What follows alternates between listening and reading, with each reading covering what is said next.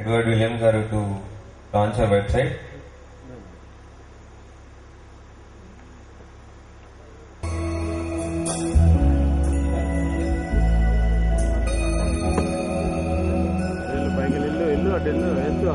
shantiyouth.com.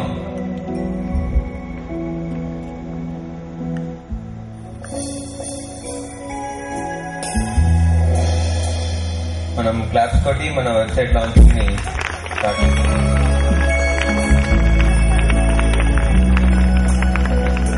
ఇక్కడ మనకు కనిపిస్తున్నది మన శాంతి యూత్ లోగో. ఇది ఇప్పటి నుంచి మనకి శాంతి యూత్ చిహ్నంగా ఉంటుంది. దీని గురించి కొన్ని మాటలు ఎడ్వర్డ్ విలియం గారిని మాట్లాడవలసిందిగా కోరుతున్నాం. నెట్ అనేది ఇప్పుడు ఈ ప్రపంచానికి అతి వేగంగా సమాచారాన్ని పంపించడానికి ఉపయోగించేటువంటి మాధ్యమం అని అనుకోవచ్చు.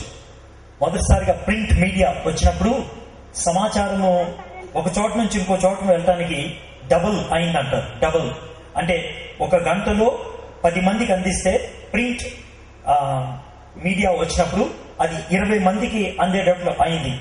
ఆ తర్వాత రేడియో టెలివిజన్ వచ్చినప్పుడు 5% అది పెరిగింది. అంటే 10 మంది వినేది 100 మందికి వెళ్ళిపోయింది. 100 మందికి.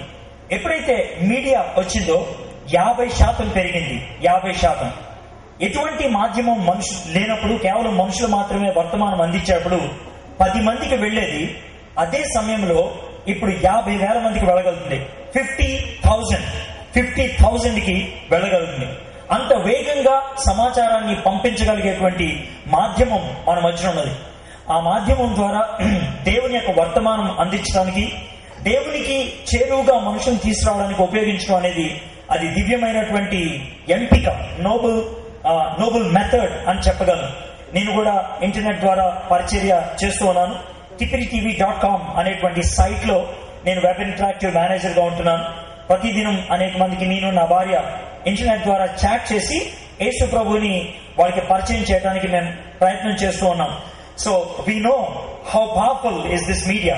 ఎంత శక్తివంతమైందో ఈ మాధ్యమం మాకు తెలుసు.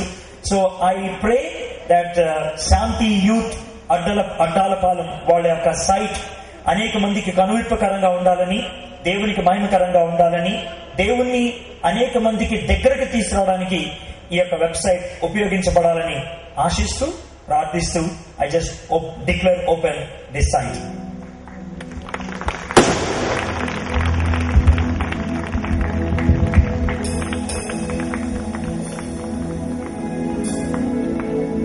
shantiyouth.com అనేది మన వెబ్సైట్ వెబ్ అడ్రస్. దీనిలో మనం మన శాంతి యూత్ లో జరిగే ఎప్పటికప్పుడు అప్డేట్స్ ని దీనిలో మనం తెలుసుకోవచ్చు. ఫొటోస్, వీడియోస్ అన్ని దీనిలో ఉంటాయి. ఇప్పుడు ఈ రోజు జరిగే క్రిస్మస్ వి కూడా రేపటికి అప్లోడ్ అయిపోతాయి. గత సంవత్సరం అంతకు ముందు జరిగిన కార్యక్రమాలన్నీ దీనిలో ఉంటాయి. ఫొటోస్ రూపంలోనూ వీడియోస్ రూపంలోనూ చూసుకోవచ్చు. ఇక్కడ ఉన్న వాళ్ళందరికీ చాలా మందికి ఫేస్బుక్ ఉంటుంది. దీనిలోకి వెళ్ళి పేజ్ ని లైక్ చేస్తే ఫేస్బుక్ ద్వారా కూడా మనకి అప్డేట్స్ అనేవి తెలుస్తాయి. అందరూ ఒకసారి మీరు వెళ్ళి దీన్ని చూడవలసిందిగా నేను కోరుతున్నాను. Thank you.